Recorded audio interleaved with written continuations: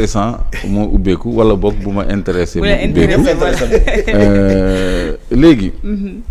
ci gaz bi. xam nga gaz bi. c'est convertible directement en kilowatts. C'est ça, kilowatts. Via le joule. Hein? En kilojoule et partant en kilowatts. Donc, le mètre cube de gaz égale tant de kilowatts. De kilowatts-heure. Kon lolu dafa yomb pour ñu am ci énergie. C'est ça. Mais pour industrie yi nga xamni day consommer courant bu bari tamit. Buñ la doré buñ la joxé ben gazoduc. Nga am sa turbine à gaz, yaay défar sa énergie bop. Yaay couvrir ses besoins bop. Muy sidérurgie, muy usine de transformation, muy bépp xétu industrie bu mëna nek. Duñ la accrocher au réseau interconnecté de Sénélec, da ngay am sa autonomie énergétique. Parce que yow moyenne tension ngay liggéey. Do liggéey basse tension comme pour les ménages. Donc lolu, je crois que luñu gaz mëna indil la très rapidement. Maintenant, pour le solaire, oui. Il faut que nous jangi science et technologie. Surtout. Il faut que nous changions nos curricula de formation. Je ne cesse de le répéter. Mais parce que Ben, on n'a pas la maîtrise de la matière. Tu me parles de thermosolaire. Thermodynamique. Est-ce que tu sais qu'il y a un chercheur américain d'origine japonaise qui s'appelle Michio Kaku. Il s'appelle Michio Kaku. Il a découvert un semi-conducteur à partir de nanoparticules, à partir de nanofibres de carbone, qui confère une capacité d'accumulation 10 000 fois plus importante que le lithium actuel. Et qui rend miniature à l'extrême les unités de stockage d'électricité. Mais on est dans la nanotechnologie, on est dans les nanosciences. Ici en Afrique, on n'y est pas encore. On n'y est pas encore. Dama bëgg ñi dañ kumpa ñu tapé Michio Kaku. Kaku avec K-A-K-U. K-U. Michio comme ça s'entend. Parce que man je suis les scientifiques dans leurs exposés, dans leurs résultats et tout. Donc ce semi-conducteur découvert à partir des nanofibres, des nanotubes de carbone, les nanotubes de carbone vont révolutionner le solaire. Mais lolo, gars, dañ ko denc. Ah oui. Mais on est toujours au photovoltaïque. C'est ça. On est toujours au lithium. Parce que nous, demuñu jàngi lool. Légui ñun buñu jàng wi won lool. Ñu associé avec ñu am coopération technique et scientifique avec les Chinois, avec les Russes. Et travailler sur le rendement. Nous former suñu ay ingénieurs. Voilà, surtout. Nous def de la recherche appliquée. Parce qu'on dit qu'en Afrique, des chercheurs qui cherchent, on en trouve. Mais des chercheurs qui trouvent, on en cherche. Mais il faut qu'on ait des chercheurs qui trouvent maintenant. On veut des trouveurs, en fait. On veut des trouveurs et non des chercheurs. Voilà. Aller même au-delà des trous. Donc, le monde bi nek mais cette neige-là, gars, dañ ko téye. Parce que ça profite à qui? Aux pays africains et aux pays arabes. Parce que nous avons am naaj budul jeex. Europe ay neige ak glace ak yoy lañu am ak yoy tout ça. Ils prennent leur technologie, ils gardent ça. Parce que bu fekké ni camion bu joggé Mali di ñëw Sénégal pour jël ay marchandises soxlawul énergie. soxlawul gasoil. soxlawul dara. Mais monde industriel. Ça, c'est des centrales thermodynamiques solaires. Thermodynamique, ça, oui. C'est des centrales thermodynamiques solaires. Avec le minaret. Le minaret. Amaguñ ko nak Sénégal. Mais merci les régions à côté, la régie ici, mën nañ ko def. Am nañ solaire. On a des xam nga Ben il me parle. Ça coûte cher, c'est combien? 400 milliards. 400 non, mais milliards. Attendez, j'ai dit mais ça fait reculer les gens, soi-disant ça coûte 400 milliards. C'est ce qu'ils me sortent comme argument. Ça, c'est nos néocoloniaux. Nous fi togal tubaab bi. C'est possible de le voir quand même. Ah, le BRT c'est combien? Voilà. BRT c'est combien? 1000 milliards, 96 milliards. Qui ça? BRT. Non, c'est 96 c'est la Côte d'Ivoire. 450 Côte d'Ivoire milliards. l'a fait avec 96 ou 120 milliards. Maroc. Maroc l'a fait. 400 milliards. Oui, ouais, 450 milliards. C'est le prix d'une centrale thermodynamique solaire. Oui, mais Sococim ICS nous doit combien? 230 milliards. ICS kese. Les autres li ñu amel bu ñu ko dajalee kese c'est une centrale thermodynamique. bu dajalee tuuti rek. waaw parce que li ñu amel bëri nag la door ça il faut. bu ñu bëggee def terre stade Ablaye Wade ñaata la coûté. Dakar Arena ñaata la coûté. C'est-à-dire c'est une question de priorité et d'arbitrage. On est tellement en phase. Quelque chose va nous départager. Est-ce que tu entends le gouvernement parler comme on est en train de parler? Non, il faut qu'on en parle. Voilà, c'est ça que je veux te souligner. C'est que c'est ça parenthèse bu ma intéressé wala boog bu intéressant. Mais li moo intéressé Sénégalais yi li lañ soxla. Parce que monsieur Kakou, il faut gars yi xool ko li mu découvrir daf ko téye parce que tey jii bu fekkee ni camion dafa war a jógee Mali comme je disais. ñëw ba Dakar avec juste du solaire, de l'énergie renouvelable, industrie européenne yu bëri dañuy daan parce que un camion qui fonctionne à l'électricité soxla woo radiateur pour refroidir un moteur, soxla woo pot d'échappement pour faire sortir les gaz que tu brûles, soxla woo carburateur pour injecter le carburant. C'est autant de pièces, gisal ay pièces, soxla woo ay vilebrequin, soxla woo ay soupape, ay piston, yooyu yëpp dañ koy dindi ci oto bi. Léegi industrie yi doon fabriquer yooyu yëpp nag léegi kan lañ koy loolu moo tax af solution yi yéex mais les solutions existent scientifiquement et technologiquement les solutions existent mais dafa nar a ndërmeel ay industrie ramener ko en scooter électrique am na ay scooter électrique yu def ay livraison la loolu Abracam la rek buy tourner loo benn ak dynamo c'est tout amul saxaar amul dara gis naa ko ci internet parce que ça élimine Michio Kaku kii mooy Michio Kaku. Michio Kaku mi ngi nii. les particules, les nanoparticules. les nanoparticules yaa ngi nii waaw kii mooy Michio Kaku mais li mu découvrir. waay sama jarbaat mooy naan waay merci Maïmouna. Alors la régie. semi-conducteurs yi mu découvrir. ça va révolutionner le monde mais léegi moom comme daf ko téye mais ñun nañ dem ci chinois yi Russes yi ñu jàng ko. jënd brevet yi. ñu jënd brevet yi. ñu liggéey ko ñu am une énergie moins chère. waaye bu ñu dégloo France duñ ko def man bi may def informatique c'était les grands systèmes DPS7 mémoire centrale yi comme groupe électrogène yi nekk ci buntu banque yeeg yooyu. comme des armoires. noonu la toll woon sama téléphone bii moo gën a puissant. sama téléphone bii on était même pas au giga. Nous on est au gigawatt maintenant. Donc en Fortran pour les applications scientifiques et en COBOL. Non daf may wax informatique on travaillait en Fortran pour les applications scientifiques. Attends, j'ai fait ma thèse dessus avec du Fortran. Mais nous on a surtout travaillé nous on a surtout travaillé avec le COBOL. Parce que moi je faisais gestion.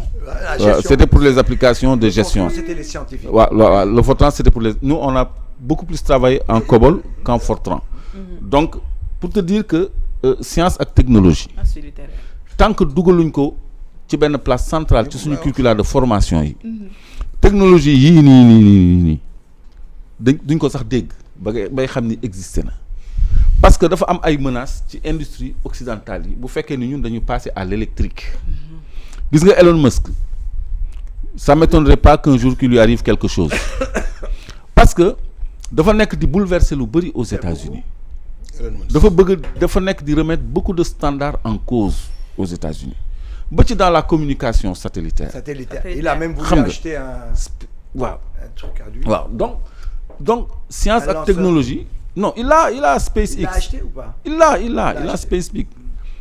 moom moo abal Ukraine ay satellite pour contrecarrer les Russes là moom moo yàq guerre bi foofu donc foog ñu dem ci jàng xarala yu bees yi ci jàngale xarala yu bees yi Sénégal man maa ngi rêvé mu am sa première université technologique et c'est pas trop tard parce que y a Amadou Mahtar Mbow qui a Diamniadio defaguñ ci dara donc fi mu nekk nii ci loolu la ñu war a jëm pour mën a maîtriser suñu énergie parce que dafa am ay industrie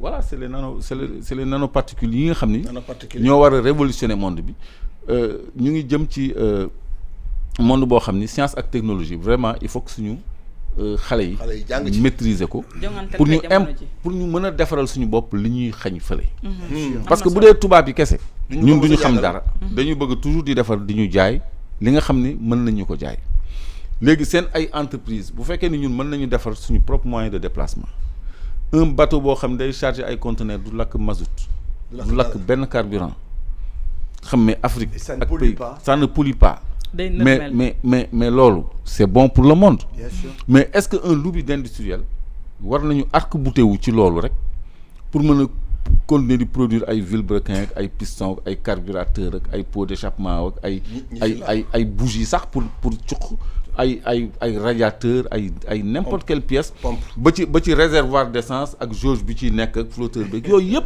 c'est autant d'industries yoo xam ne qui vont mourir de leur berceau parce que loolu oto dootu ko soxla pour daw camion dootu ko soxla pour daw bateau dootu ko soxla pour daw am na solo ba ci avion y a l'avion là nu mu tuddi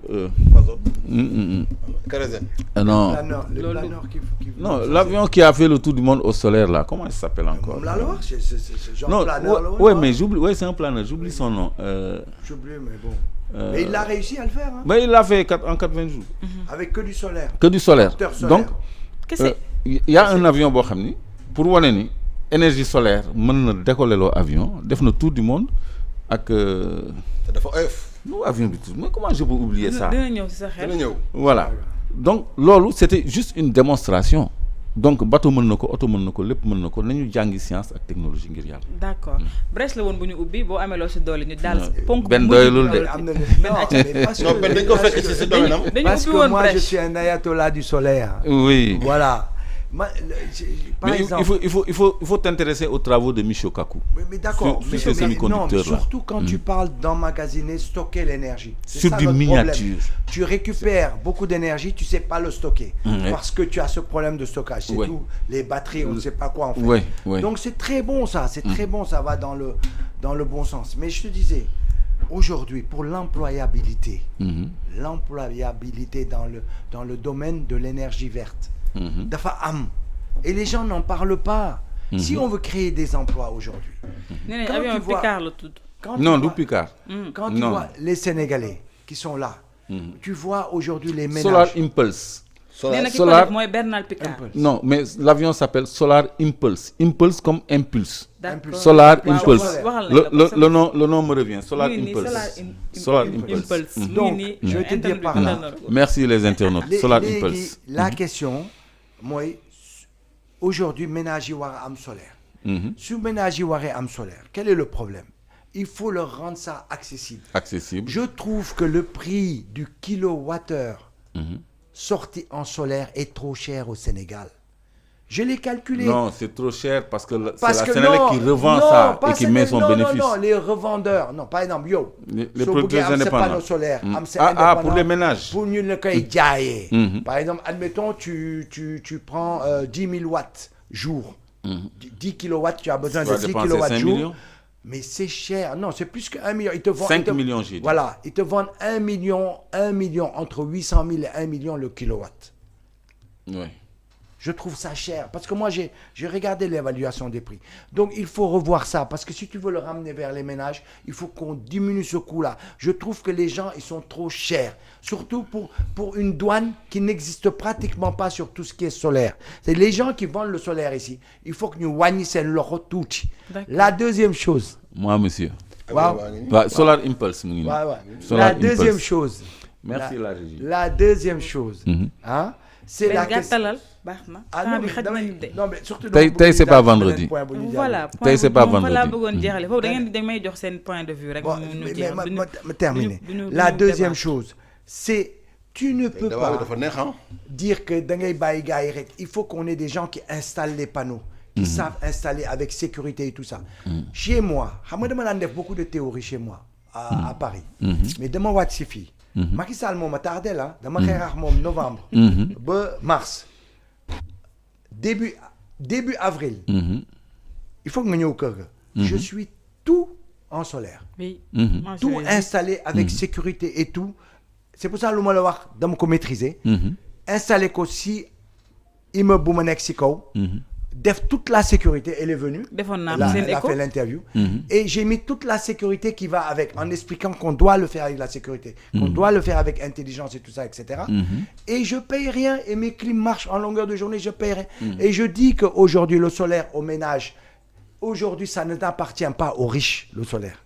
Ça appartient à tout le monde. J'ai toute une théorie là-dedans qui permet aux gens de s'en sortir. Et donc, moi, je pense que les gens qui, aujourd'hui, gèrent le solaire au Sénégal, mais on ne les entend pas sur cette question. Les agences là qui doivent gérer le solaire. Mais je ne les entends pas. C'est eux les ayatollahs du solaire. Non, eux font tout le contraire. Ce gouvernement doit même aider les ménages à s'approprier le solaire. C'est-à-dire que ça va dans le bon sens, etc.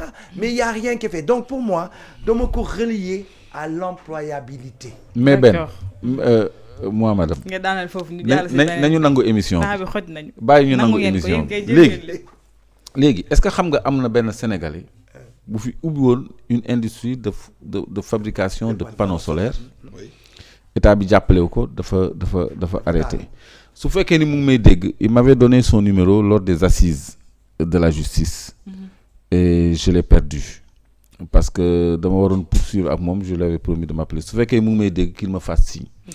Donc panneau solaire lenn rek la verre. C'est tout. Verre la dans lequel on incruste des filaments d'argent yu weex yooyu ñu ci nekk c'est de l'argent. C'est tout waaw mooy donc verre bi est-ce que xam nga lu ñu koy defaree Coro waxoon naa la ko. waaw lan suuf. Très bien yow élève bu baax nga. suuf la parce que suuf matière la bu ñuy wax silice. mooy sama élève silice pur. Merci professeur. te ñun dañu am taux 98% de silice pur. ci suuf si nekk diggante Malika ak Jëwrin Jokkul c'est-à-dire presque Saint-Louis. C'est ça. Toute cette bande là c'est du sable extra-silicieux. te amoon nañu projet usine clé en main à Diogo d'une usine de production de verre qui devait produire 240 tonnes de verre plat et creux par jour. Tey jii bu ñu amoon une industrie buy defar ay panneaux photovoltaïques am nañu déjà matière première biy defar panneau photovoltaïque ministre Birame Souleye Diop nee na dootuñu jaay suñuy ressources en l'état mais dañuy dem vers la transformation. En voici un exemple de transformation nga xam ni loolu ñu ñoo koy defaral suñu bopp ba maîtriser les technologies beaucoup plus soft nga xam ni capacité d'accumulation bi dafay yokku et capacité de captage ou énergie bi tamit dafay yokku grâce aux nanotubes de carbone. Donc ñiy def science nañu gëstu loolu je crois que l'avenir nous appartient. Et l'avenir est à l'électrique. am na solo waaw.